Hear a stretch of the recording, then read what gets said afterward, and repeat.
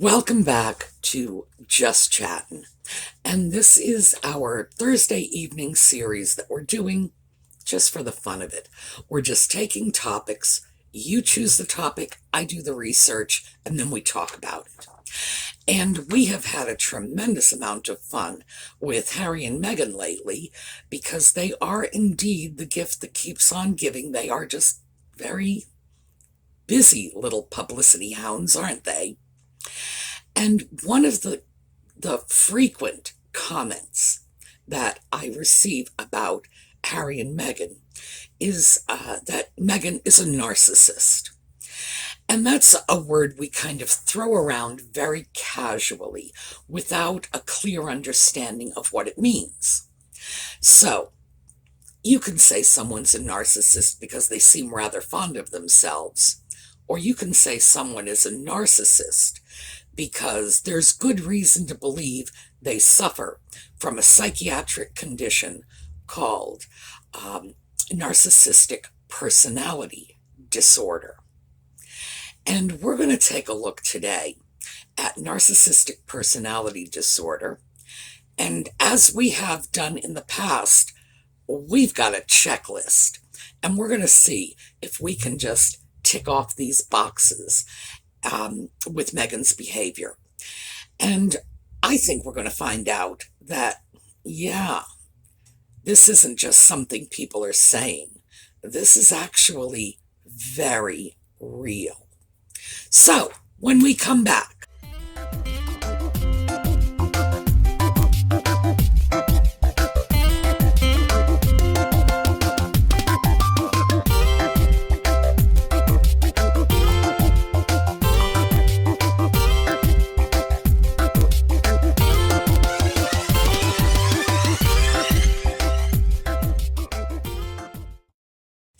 let's start with what our resource is.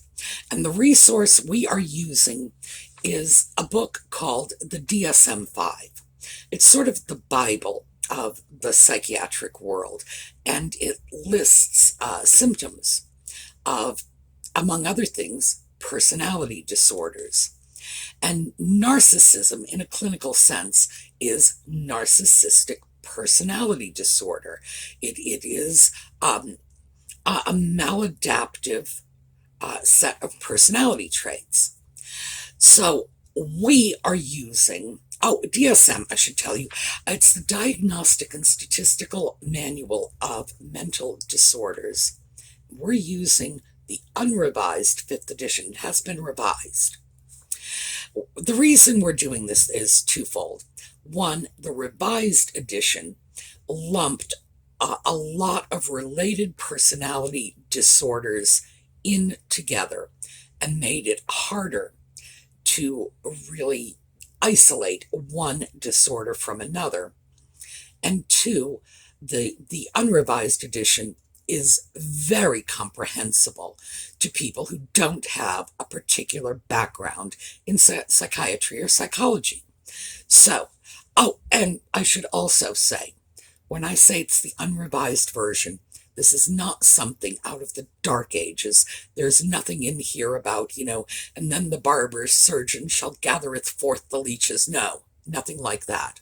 This came out in 2013. So this is by no means an antiquated volume. It's just that this is a little user-friendly. So let's take a look at what the DSM says about narcissistic personality disorder.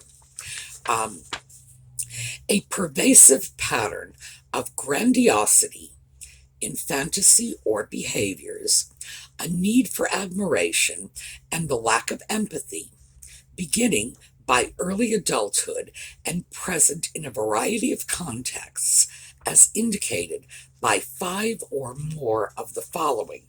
And we have a checklist of, let's see what we have. We have 9 items. So we need to see if Meghan's behavior matches up with this criteria. It's easy. So either it matches or it doesn't. If it matches, it's not our opinion. It's moved from gee, I think she's a narcissist to, well, according to the DSM, she's a narcissist. So let's start with number one. Has a grandiose sense of self-importance, e.g., exaggerates achievements and talents, expects to be recognized as superior without commensurate achievements. Oh, well. And I've chosen, by the way, because this is pervasive, you can't just take one example and say, well, that proves it. So I've dug out at least 3 examples for all of these. I'm sure we could go on all day long about this, but we have time constraints too. So I thought we would start with Meghan's letter to Procter Gamble.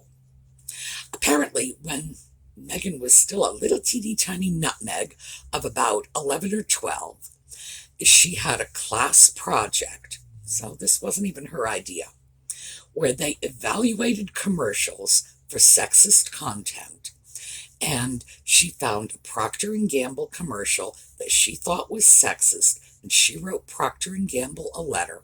I don't know if that was part of the school project or if she decided to write the letter on her own.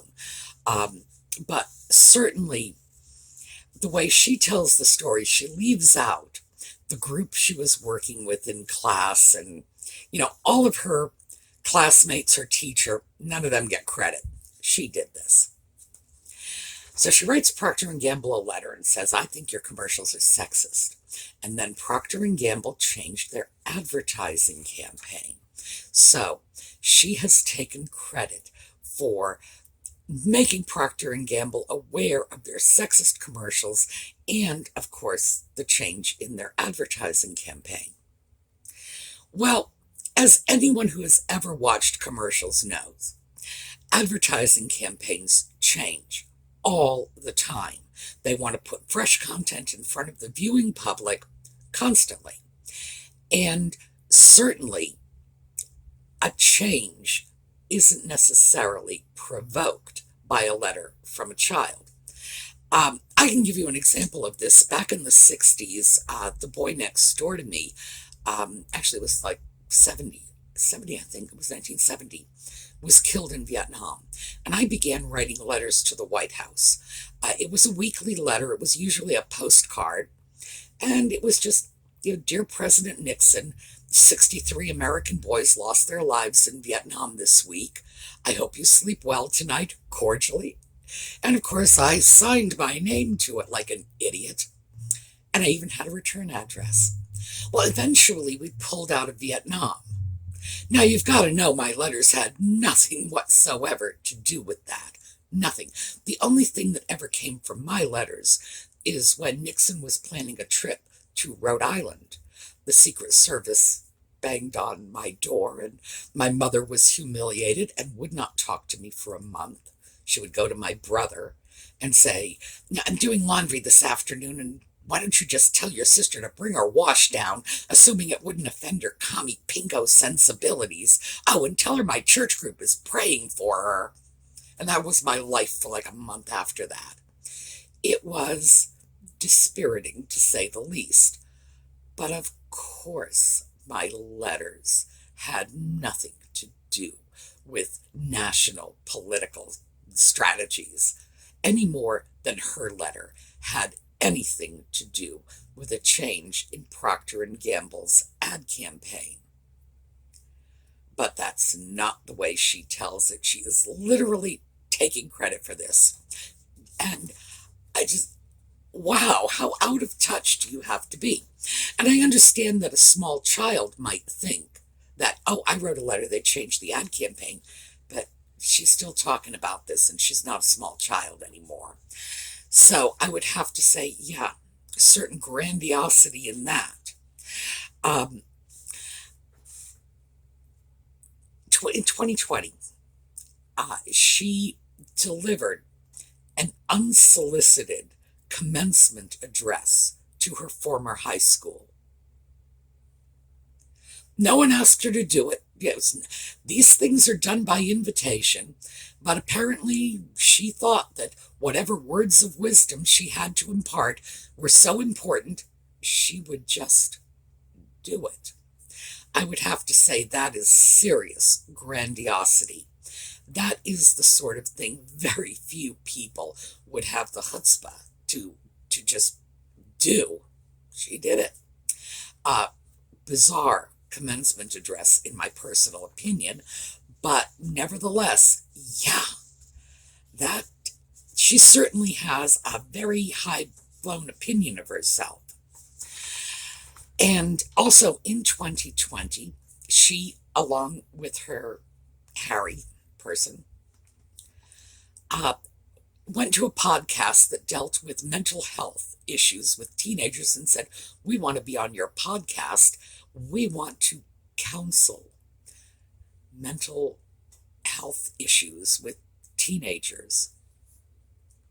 That no qualifications, none, absolutely none, but didn't stop them. So I would have to say, yes, they expect, well, she expects all of the accolades without any of the skills, the knowledge, or the hard work. Because let's face it, if you're going to be counseling teenagers, that's sort of a lifetime of study and skill acquisition. No, we're just going to go do it. Yeah, I would think so. So we know that she certainly has a very elevated sense of her own significance, and not just in the ways that we commonly hear about, because one of the things I'm trying to do with this list is pull out some different stuff, not the stuff you usually hear about. Number 2 is preoccupied with fantasies of unlimited success, power, brilliance, beauty, or ideal love. That's difficult because we have no idea what her fantasies are, but we have some indications because she had a blog, and her blog was all about living the good life. So we know that's something that was on her mind, and she rather thought of herself as a social media influencer, as a lifestyle icon. We know that. It stands to reason that these were things that were on her mind. But again, we can't speak to her fantasies, so we have to infer.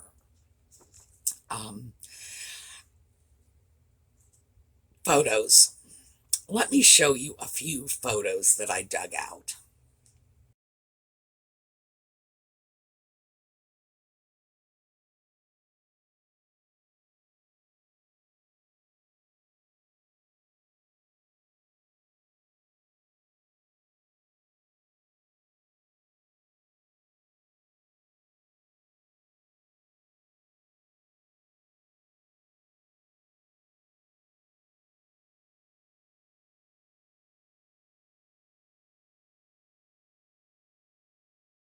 Well, the photos certainly indicate that she does have a sense of herself as someone who is glamorous and beautiful and whatever. She's selling that to the general public. Again, indication only, but I think it's a strong indication. Finally, because I said we were going to come up with 3 for each of these, I think finding freedom. And I have not, to be fair, I have not read the whole thing. I just couldn't get through it. It was like reading some bizarre fantasy written by a teenage girl, frankly. Finding freedom is all about the wonderfulness of Meghan and her life. And of course, we know that she provided the material. And I would have to say that, yeah, that certainly indicates to me that this is how she sees herself. And that would constitute fantasies of success, power, brilliance. But as I say, because we don't know what her fantasy life is, thank goodness, we can only make inferences. Number 3, believes that he or she is special and unique and can only be understood or should only associate with other special, high-status people or institutions. Well, she married into the royal family. I would say offhand, she certainly believes that she should be in association with some pretty high-status people. Also, she invited high-status people like Oprah Winfrey and George Clooney to her wedding, even though they were total strangers. So this is very, very clear. Also, she systematically dumped the people in her life, in particular her family, who don't really measure up to her view of the people with whom she should be associated. So I would have to say, oh yeah, that is a solid hit. 4, requires excessive admiration. Well, the constant need for media attention, or perhaps it's the need for constant media attention, she certainly does indicate with her behavior that she has a strong need for admiration.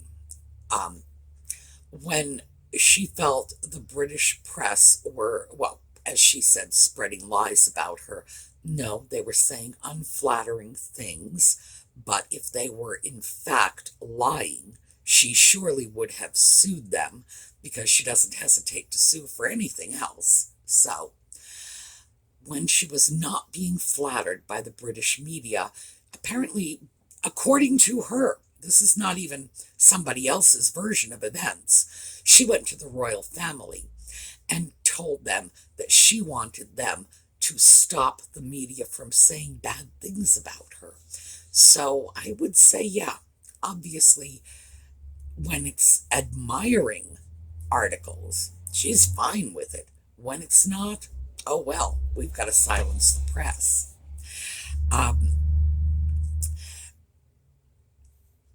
Her need to tell her side of the story, again, finding freedom. It wasn't enough to just get her side of the story out through normal media channels, interviews, etc. No, got to write a book about it. Clearly, the book was very flattering, clearly intended to create a climate of admiration for her. So, yeah, I would say definitely. Again, the Oprah interview was all about trying to frame herself in the most advantageous light, again, to achieve this admiration that she craves. In fact, I've seen a couple of interviews even before she was associated with Harry, and she does. She clearly has a history of presenting the most flattering information about herself, to the point where I think, yeah, it's somewhat misleading. So, yeah, it's definitely. This is a good one. Number 5, has a sense of entitlement, i.e. unreasonable expectations of especially favorable treatment or automatic compliance with his or her expectations. So we have the whole tiara gate. What Meghan wants, Meghan gets. Yes, very unreasonable expectations. Very strong sense of entitlement. Certainly, we've seen that even after they left the royal family. In the Oprah interview, she was complaining because her son wasn't getting security paid for by the British people. He wasn't going to be made a prince, which was his birthright. So we've really got some serious entitlement there. The dealings with her staff, one of their constant complaints was this feeling that she must get everything she wants the instant she wants it, that you couldn't say no to her. She said, I want this, your life was hell unless you produced it immediately. And also, of course, we go back to the demand that Buckingham Palace silence the media, which is sort of an outrageous demand, but clearly that one shows that she was indeed under the impression she ought to get preferential treatment from everyone, that the media ought to treat her with kid gloves as well. And this is one where the list goes on. Let's see. 6. This one is my favorite. Is interpersonally exploitative, i.e., takes advantage of others to achieve his or her own ends. Well, her father launched her acting career. Her earliest acting credits were on shows for which her father was the lighting director. She said in the Craig Ferguson interview that she grew up on the set of Married with Children, and that was a show on which her father was the lighting director, which certainly indicates that she was exploiting that relationship, because some part on Married with Children is listed among her earliest acting credits, as well as General Hospital, I believe. Yes, General Hospital, which he was also lighting director for. So, yes, she used Daddy as a stepping stone and dumped him. Also, it was her father's brother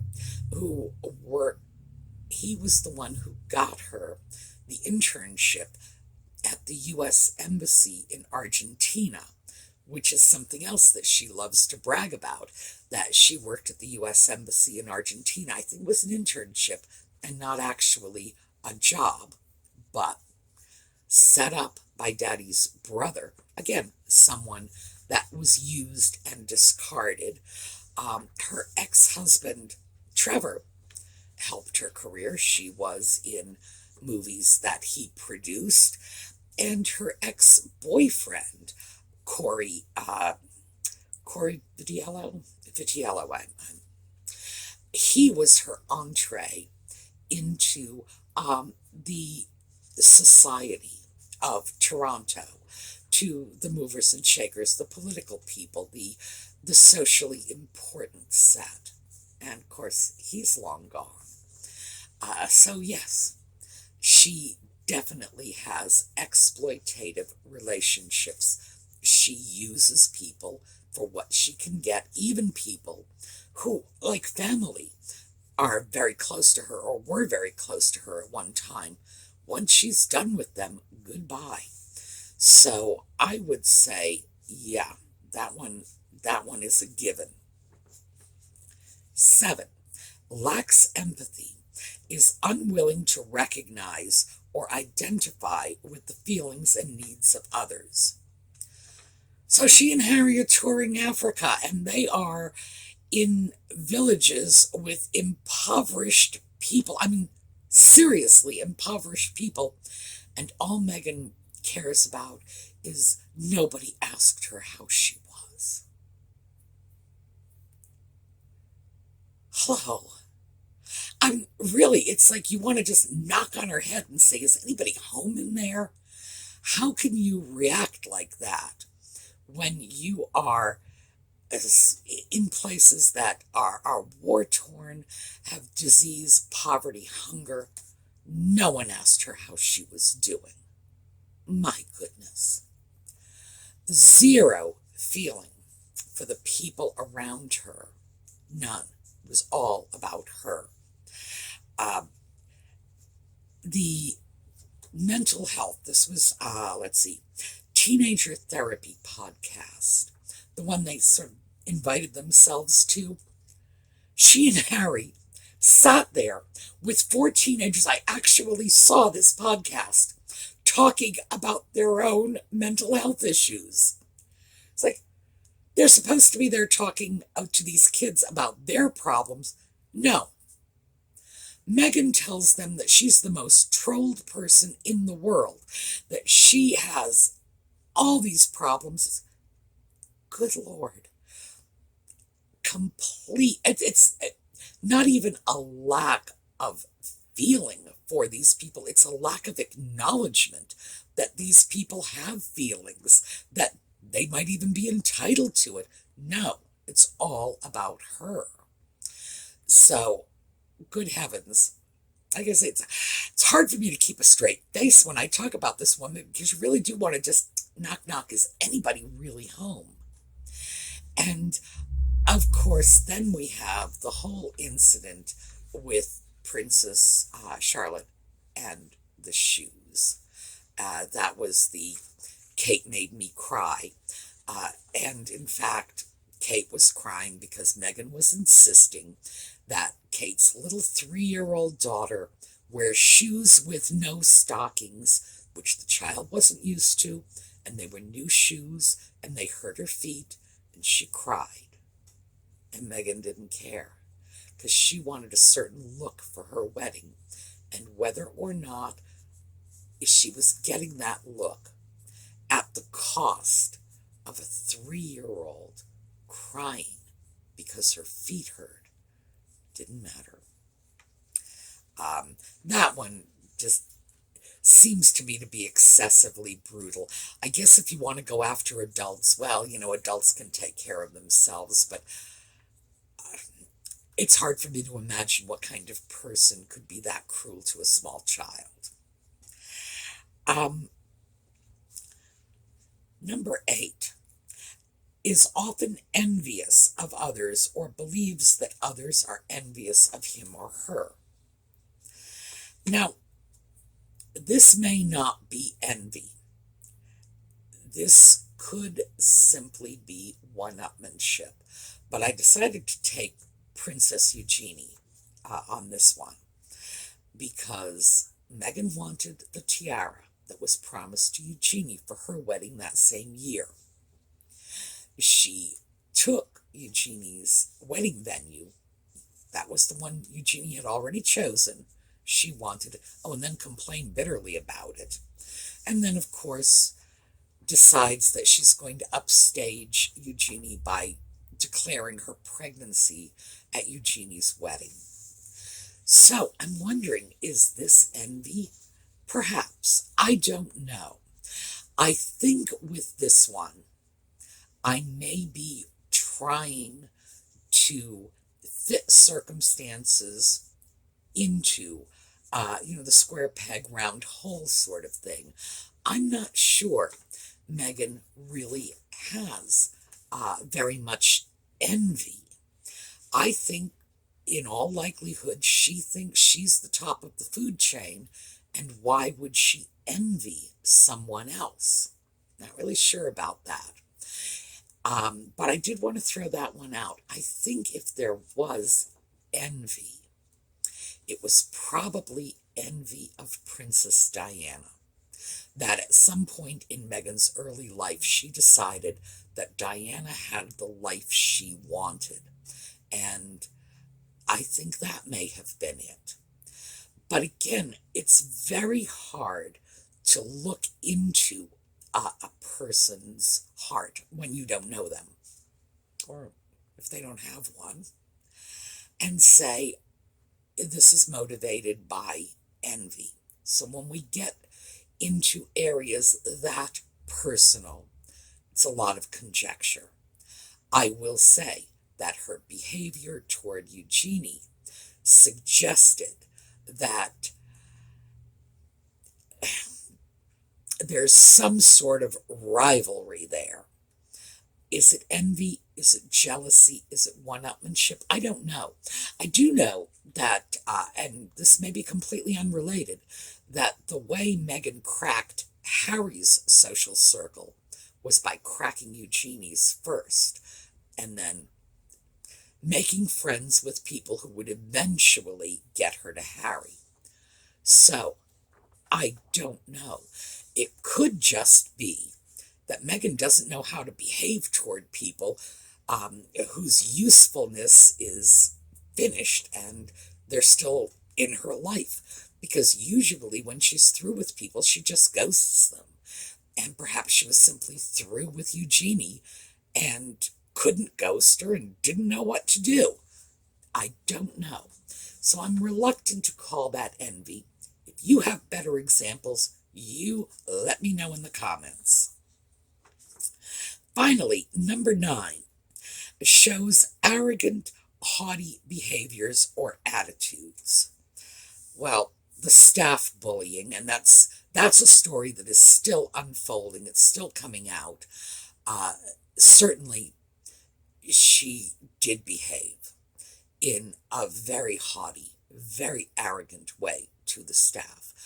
That people were complaining that they would leave her presence shaking, that they would be sick to their stomachs having to work with her because of the anxiety she was causing. So, yeah, I'd say so. There was the famous incident where she got into a car ahead of the Queen, which I guess is about the height of arrogance. And for the Brits, by the way, I know you think the fact that she didn't curtsy to the Queen at her wedding was probably haughty and arrogant. Sorry, I will defend her on this. That was American. We do not curtsy to foreign heads of state. We don't do it. That is like a rule here. And in fact, when Nancy Reagan was with the Queen, they filmed the whole thing. She was with the Queen. It appeared as if Nancy Reagan inclined her head slightly, and the media tore her to shreds for that. In fact, Nancy Reagan probably did incline her head, but it was only because she's taller than the Queen, and it certainly was not a curtsy. But even something as slight as inclining your head is considered very bad form because, again, it's a foreign head of state. We do not bow or curtsy to our own president, so we're certainly not going to do it to someone else's. We would take off our gloves if we shook hands with the Queen, if that's any comfort to you, because that is the rule. You take off your gloves when you shake hands with the president, so you take off your gloves when you shake hands with the Queen. But that's as far as we can go. Sorry. Also, they hit the ground running. That the implication was that she knew better going into the royal family. Hit the ground running. She didn't need any preparation or training. She was just going to go in there and be the best princess ever. La, la, la, la, la. Pretty haughty. Pretty arrogant. So, my conclusion from this is, yeah, she's certainly suffering from narcissistic personality disorder. Is she a narcissist? No. No, I don't think so. And the reason why is because, as I mentioned earlier when I talked about the revised DSM, they have a whole batch of related personality disorders. And I believe that Meghan is actually suffering from a different but closely related personality disorder. So I would have to say that I don't think, although in the casual sense, of course, she's a narcissist. She does have a lot of narcissistic traits. I don't think this is her overriding personality disorder. I think this is a secondary personality disorder. And by the way, they call that comorbidity when you have two conditions that often overlap. When a person suffering from one condition also suffers from another, usually to a lesser degree. No, I believe that we are dealing with an entirely different animal here. And I just looked at the time. I am already 5 minutes over my limit. So that's as far as we're going to be able to take it this week. I will follow up on this next week. I'm sorry, because I hate suspense myself. We just can't do it. We just don't have enough time. I'll follow up on it next week. We're going to look at what I think is her real personality disorder. This whole narcissistic personality disorder, no, I think this is secondary. I think this is small potatoes next to what's really wrong with her. So, have a great week. Again, sorry for the suspense. I honestly thought we were going to be able to do this all in one video. What was I thinking? I will see you all next week for Just Chattin'. It's Thursday nights at 8 and Eastern Standard Time. That's when it comes out. Tomorrow morning, the thrifting videos continue. So, have a great week, and we'll see you all later.